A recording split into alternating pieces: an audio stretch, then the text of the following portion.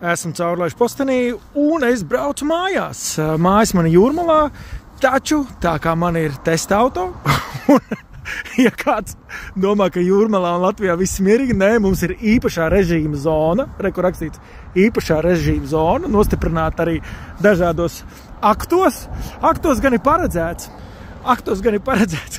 ka man kā jūrmalniekam, pirmkārt es esmu deklarēts Jūrmalā, man ir īpašums Jūrmalā, man bērni mācās Jūrmalā, es esmu precējies ar cilvēku, kuram ir īpašums Jūrmalā. Respektīvi, pēc daudzām lietām man būtu jābūt iebraukšanai bezmaksas Jūrmalā. Ne, man ir jāmaksā 3 eiro, jo, ja jūrmalniekam ir servismaiņas auto vai vienalga kas, šī gadījumā man ir testa auto, lūk, un jau man nav ārzemēs reģistrēta numurzīme, jo tad, kad es braucu ar ārzemēs reģistrēt, tad var caurlaidi nepirkt, neviens sots nenāk. Un īstenībā arī pat nevar piereģistrēt viņu nopirkt oficiāli caurlaides šitai Jūrmalas oficiālajā mājaslapā. Labi, vispār te jau varēja būt tikai latviski. Numuriņš ir NX5930. Jā, ievadīts pareizi. Ok, un tagad maksājam trīnītes 3 eiro dienā visu gadu.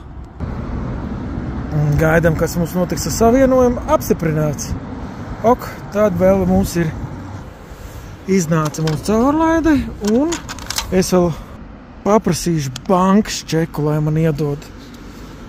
Teorētiski, ja jau man ir bezmaksas iebraukšana, man Jūrmalas doma un Sproģis kundze atmaksās. Tā kā jūrmalniekiem arī ir jāpērk zināmos gadījumos caurlaidi braucot mājās. Paldies Zaļo zemnieku sargai! Esmu Caurlaišu postenī un es braucu mājās. Mājas man ir Jūrmalā, taču tā kā man ir testa auto, ja kāds domā, ka Jūrmalā un Latvijā viss mierīgi, nē, mums ir īpašā režīma zona, kur rakstīts īpašā režīma zona, nostiprināta arī dažādos aktos. Aktos gan ir paredzēts,